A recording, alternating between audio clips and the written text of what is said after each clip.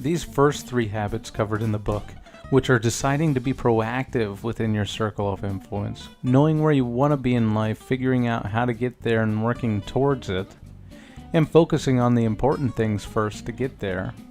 This is how you become more effective as an individual. And the next 3 habits are about being effective as a team. Habit number 4 really is about thinking win-win and having that mentality. Imagine buying something expensive from a friend. There are different ways this can go down. You could pay too much for the item and feel betrayed by the friend. You could pay too little for the item and your friend feels betrayed by you. Or you both can argue your points and compromise on a price you both feel wronged with. Or you can both bicker at each other while attacking each other's thoughts, and no transaction takes place. This concept wants to focus on an alternative to all those possibilities. The win-win or no deal mentality. This is where you and your friend agree that if you can't agree on a price that's mutually beneficial, you both agree that you'd rather walk away without a deal. That way neither of you feel like you lost. There are certain requirements to have this mentality though. The first requirement is that you have to have integrity. If there's no integrity, others may see your sincerity as superficial. No one will trust you. No one will trust that you have win-win in mind. You have to have maturity. The maturity has to consist of consideration and courage. Consideration that you want to work for a win for your friend, and the courage to work for a win for yourself at the same time. It's not necessarily easy having the ability to have consideration towards what another person has an interest in. Or even if you have too much consideration, it's not easy to have the courage to work for a win for yourself. Consideration and courage are essential to have the maturity to be able to have the legitimate perspective of win-win or no deal. And the third requirement you need to have is the abundance mentality. Many people think that in order for me to win, someone else has to lose. Well, the abundance mentality is that there is plenty out there for everyone. Someone doesn't have to lose just for me to win. And with this habit, you have to authentically approach a situation. You have to develop the win-win or no deal mentality. You have to authentically think it. And those are the requirements. You have to have the integrity. You have to have the maturity for consideration and courage for both of the parties to receive a win. And you have to have that abundance mentality. Just because I want to win doesn't mean someone else has to lose. There's plenty of wins out there for everyone. And that's the fourth habit. Think win-win. Imagine going to the eye doctor, and when you walk into their office, they just take the glasses off their face and hand you their glasses, saying, "Hey, these should work. They work for me." That scenario seems absurd, and I doubt any of us have experienced that. But if you think about it, we do it all the time. We prescribe advice before we even diagnose someone else's problem. Whether it be from a parent to a child, from a friend to a friend, we give advice before actually understanding what the other person's problem is. And that's this concept, is seek first to understand, then to be understood. And when we talk about seeking first to understand, we can't assume that we understand because we've experienced it ourselves before, saying, "I'm sick of work," and you respond, "I feel that way too, but we have to work to pay the bills." "Well, I know that, but my job absolutely sucks, honey. No matter what job we get, we're going to end up not liking it." Well, what happens in that scenario is you're now sitting on opposite sides of the table and bantering with one another instead of understanding the other person and looking at the problem together. There are different levels of listening.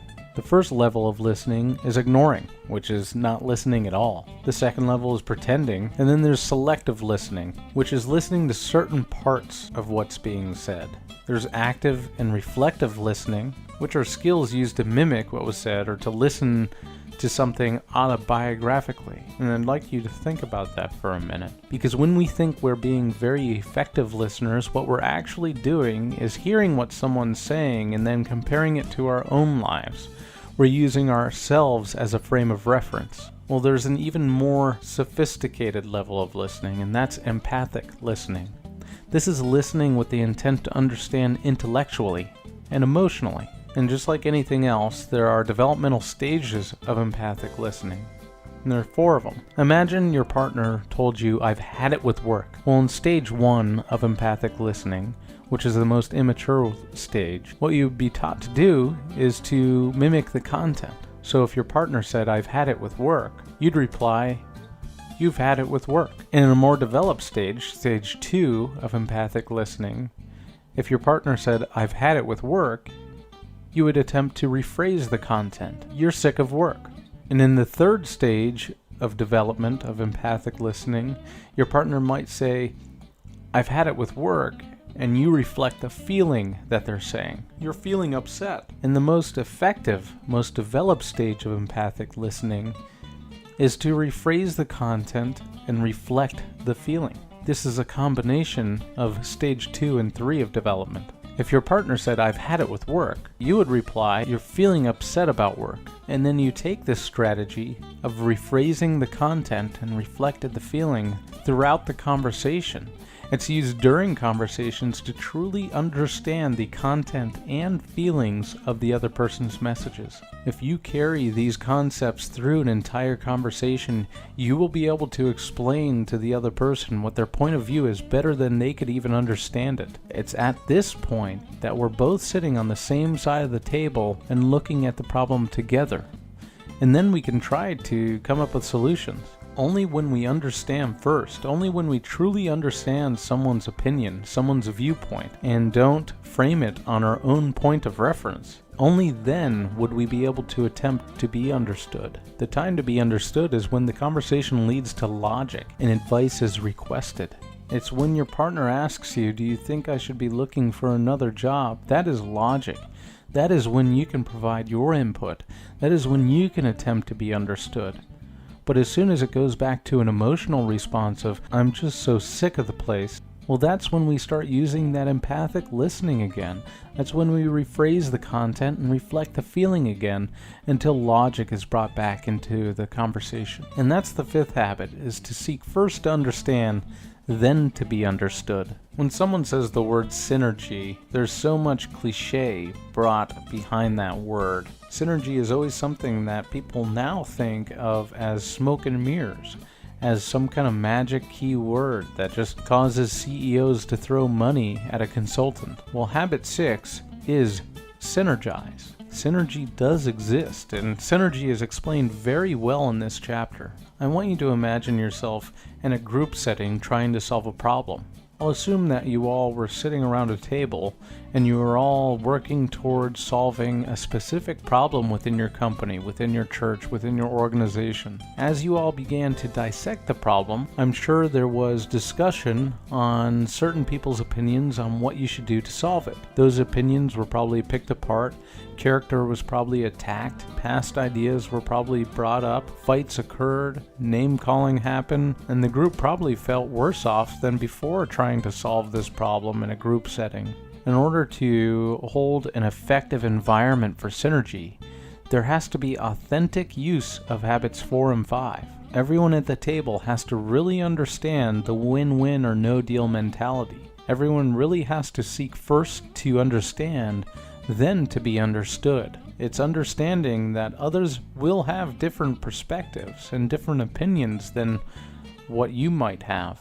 And then that's valuable. Synergy is achieved when you value the difference everyone brings to the table and you work towards that third alternative together.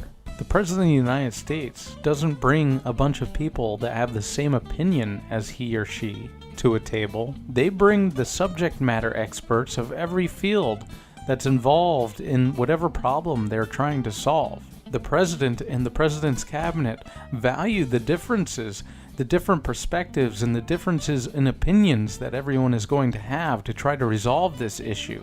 They all value that, and they understand that they need each other in order to have that third alternative that's effective. And that's the 6th habit, synergy. When we look back at habits 4, 5, and 6, these are the habits that we need to have in order to have an effective, interdependent relationship with others. We have to possess a win-win or no-deal mentality. We have to seek first to understand, then be understood, and we have to achieve synergy. These 3 habits in combinations with habits 1, 2, and 3 are how you become interdependent. Imagine you came across someone that was working very hard to saw down a tree. Hey, what are you doing? I'm trying to saw down this tree. Noticing how exhausted they looked, you'd ask, how long have you been doing this for? And when they respond for 5 hours, you go, well, hey, why don't you take a break and sharpen that saw? I'm sure you'd be done with it a lot sooner. And they replied, I don't have time to sharpen the saw. I have to cut down this tree. We can obviously all see the importance of sharpening that saw. And that's what this habit is to sharpen our saw. The only instrument we have to deal with life are ourselves. We are the instruments of our own performance. We have to be sharp, and we have to regularly sharpen our saws. To be the most effective saws we can be, we have to regularly sharpen 4 areas of our very nature. The first area we have to keep sharp is our physical nature. We have to eat right, we have to exercise, we have to manage our stress right. We have to focus on endurance, strength, and flexibility so we can be useful for longer.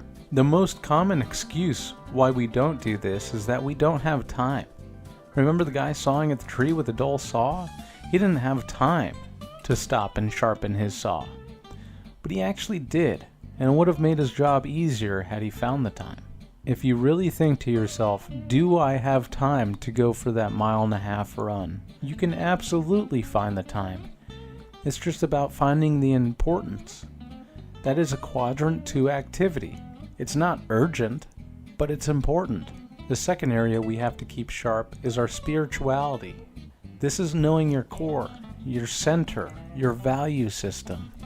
Finding yourself in harmony with where you are in this world, with your existence. This is done through many ways, through meditation, through prayer, through thought, immersion in music, deeply understanding ourselves, finding ourselves in deep thought of where we are and where we want to be. The next area you need to keep sharp is your mental dimension. When we leave school, many of us allow our minds to fall into atrophy. We don't explore new subjects, we don't think analytically, we don't read, we watch television. We should continually expand our mind. We should be educating ourselves constantly in areas that help us achieve our goals in life. Immersing yourself into another culture, having deeper understanding of the world, these are the things that fulfill our mental need. And then the last area is a social or an emotional dimension. This is what we practice in our everyday interactions with others. This is practicing habits 4, 5, and 6 with others in your life. This practice builds on your intrinsic security, knowing that you can truly live interdependently with others, understand another human, work towards win-win goals effectively, finding your value in the community and making a difference. This is keeping your social and emotional dimension sharp. If you want to know the secret to a long, healthy, and happy life, it's the result of making contributions, of having those meaningful projects that are personally exciting to you and contribute to the lives of others. The process of habits 1 through 7 are self-renewing and are intended to be lived. And once we learn, commit, do them, we should be learning, committing, and doing them again. This constantly builds on the effectiveness of our past selves. And that's the 7th and final habit, is to sharpen the saw. There's a reason this book, The 7 Habits of Highly Effective People, is consistently ranked in the top 100 books out of the hundreds of thousands of published books out there. If applied correctly, it's going to change your efficiency forever. Reading this book is the start of many success stories, and you can get your copy by clicking the link. If you like this video and you want to see other life-changing concepts, be sure to subscribe.